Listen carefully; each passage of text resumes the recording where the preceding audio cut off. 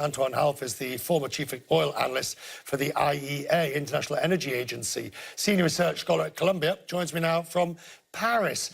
The oil rose about 2% and then drifted back. Was the drift back because it didn't seem as serious as first thought, or is it a fool's dawn? It's a combination of different things, I think. It's, there's lots of question marks about what exactly happened. It's a bit murky. Second, you had the China-US trade war, which is a downside risk. So you have a lot of risk and uncertainty in the market.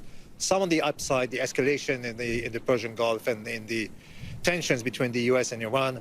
But also the trade war, its impact on trade, on economic growth, and therefore on oil demand.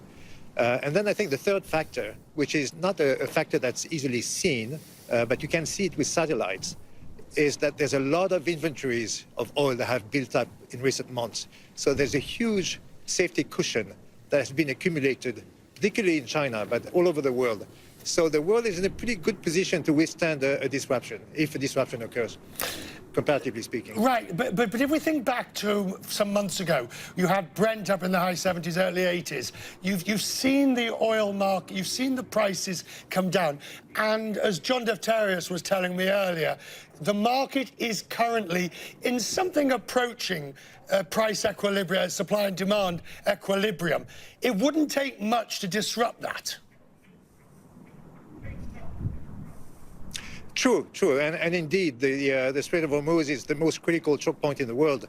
But if you look at the stocks, and there's a company I work with, Kairos, who measures those stocks, the last time they were that high, the oil price was about $12 lower. And the second last time they were that high, the oil price was also $12 lower. So there's like a $12 premium built in the market, which perhaps explains why the reaction to the news from the Strait of Hormuz has been fairly subdued today.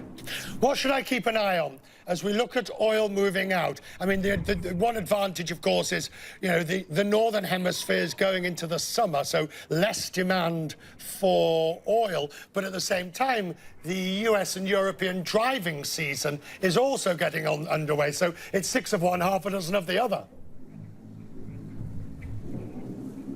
No, very, very true. I mean, there's rarely been so many risk factors and uncertainties. You have a lot of countries that are struggling, petrostates in turmoil, Venezuela, Nigeria, Iran, obviously, Libya. But Libya has been producing above expectations. There's a lot of uncertainty about the political outlook in Libya. But the supply outlook is looking great. Libya hasn't produced as much in years as it did over the last few weeks.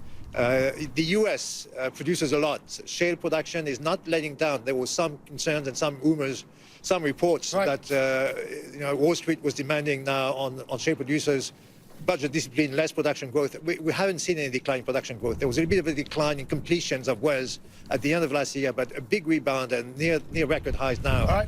So there's a sense of that the US is insulated from the turmoil outside. Good to see you, sir. Thank you. Much appreciated you joining us tonight from Paris.